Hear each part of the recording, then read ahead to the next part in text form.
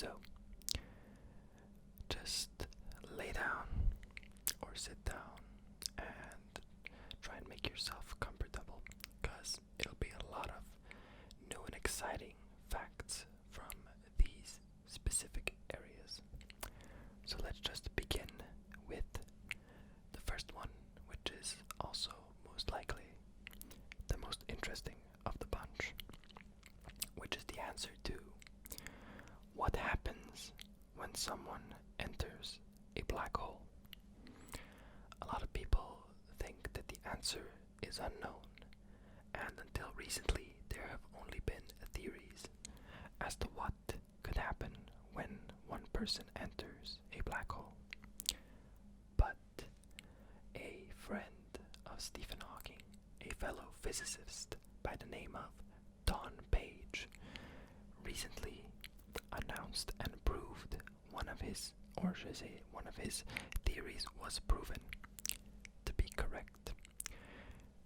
He stated that if a person or anything, any object or thing were to enter a black hole, it wouldn't be gone for good, because particles can't just be destroyed.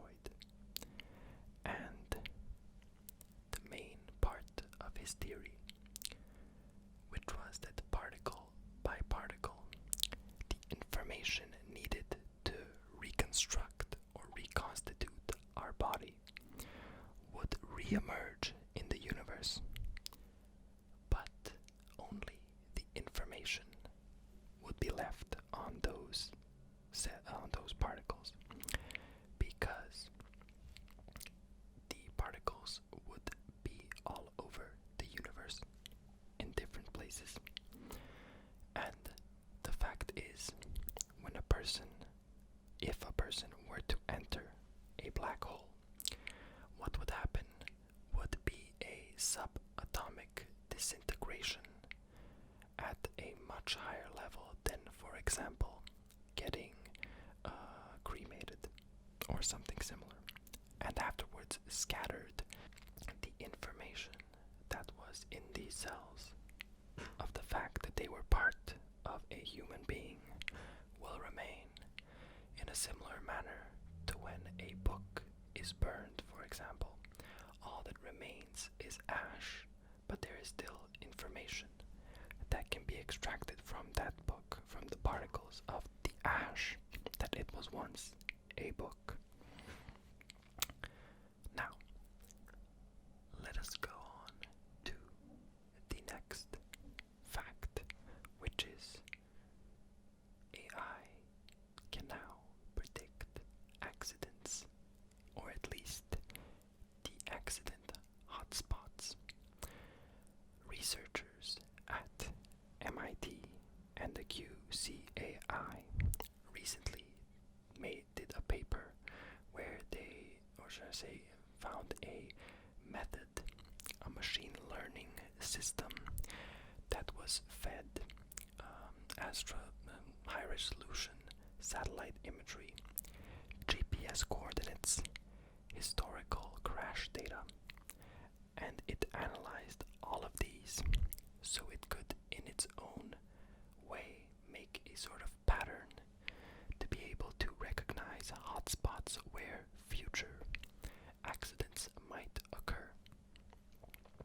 The system is, of course, not perfect and still in its infancy, and the biggest detriment to this type of system is the fact that there is not a lot of data to go off of, not a lot of satellite data, not a lot of GPS data or crash data that could be used to feed to the AI system. The next fact is somewhat of a sad truth that we all know and is part of social science, and that is that more than half of police killings in the USA are unreported, and Black Americans are most likely to experience fatal police violence. Over the 40-year study, 2020, Black Americans were estimated to be 3.5 times more likely to die from police violence than white Americans. Police violence, not gang violence, not any other type of violence, like other types of racism, specifically police violence. Now, let's continue with a bit of a less sad thing, which is, though it is still pretty concerning, how bad is bottled water? Bottled water is 3,500 times worse for the environment than tap water. And yes, you heard me right, 3,500 times worse. That much worse. It takes 3 times as much water to produce a plastic bottle than the bottle itself can keep, or should I say hold, water in it. People still believe that tap water is dirty, or in some ways tampered with, or toxic, or filled with metals, or something that might be detrimental to their health.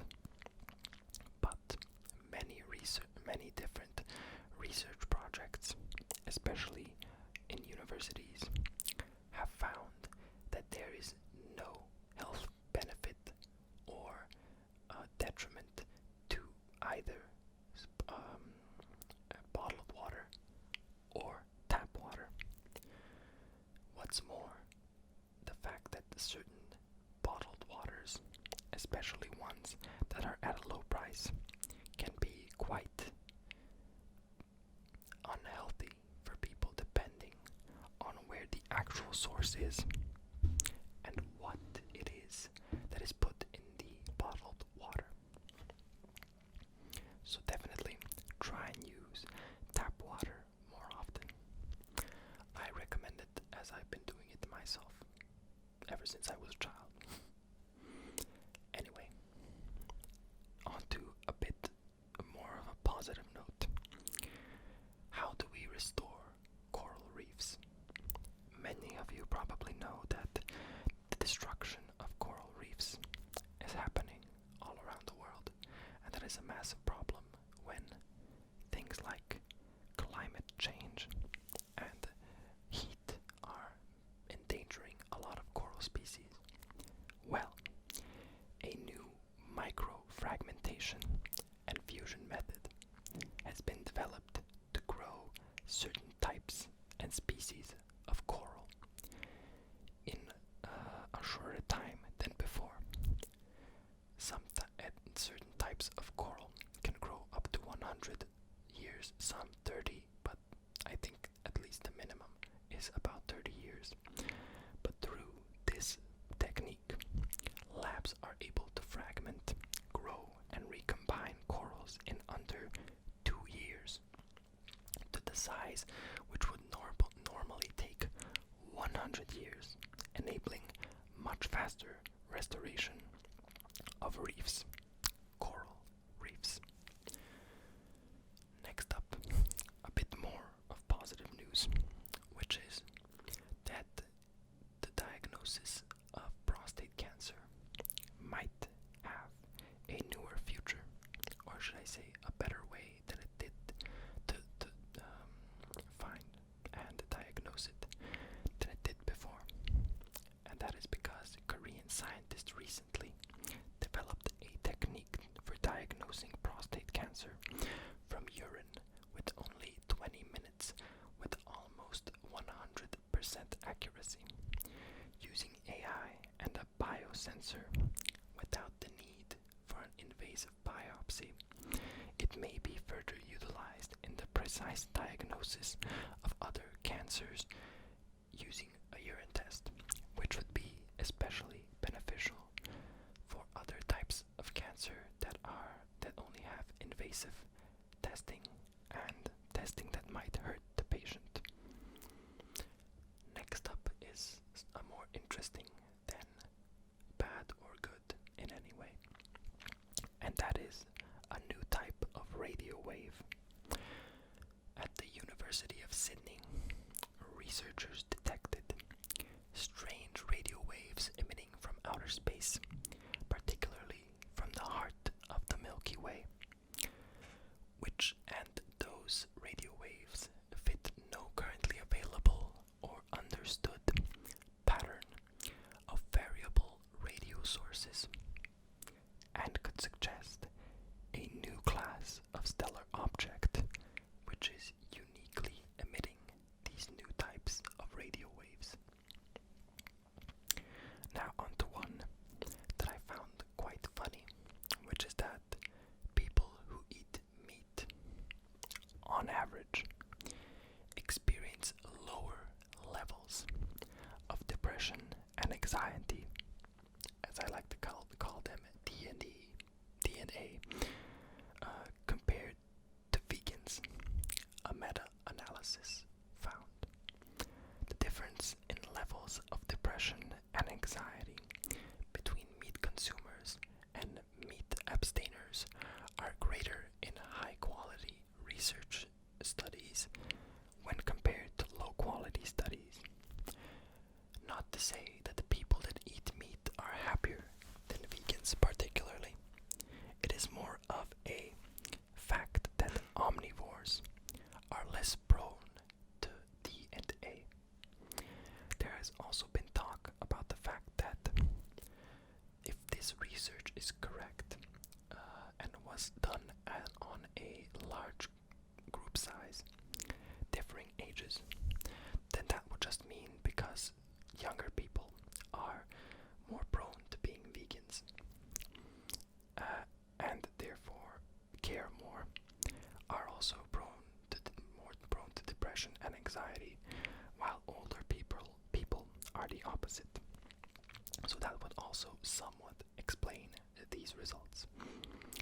Next up is turning salt water into fresh water. Some of you might not know that the process of turning salt water into fresh water is quite a difficult one. There are many ways to do it, but none that are particularly easy or not time-consuming or inexpensive. Therefore, finding a method like this Korean research team has, as they made a nanofiber membrane that can turn salt water into fresh water in just a few minutes. The membrane rejected about 99.9% of salt over the course of 1 month of use. All prior research has been done in smaller time periods of only a few days, and therefore, with this larger sized sample, there is more certainty to the use of this new membrane. With fresh water becoming an increasingly precious resource, new ways of making our own are starting to pop up, and hopefully negate the scarcity and allow for a hydrated world. Next up is something that might be a bit confusing when I tell you about it, but let's try it anyway. And that is that psychedelics might reduce internalized shame and complex trauma symptoms in those with a history of childhood abuse, reporting more than 5 occasions of intentional therapeutic psychedelic use weakened the relationship between emotional abuse or neglect and disturbances in self-organization. Next one is ancient people in North America. Newly discovered fossil footprints from humans were found in North America thousands of years earlier than we thought. Scientists found 60 human footprints between 21,000 and 23,000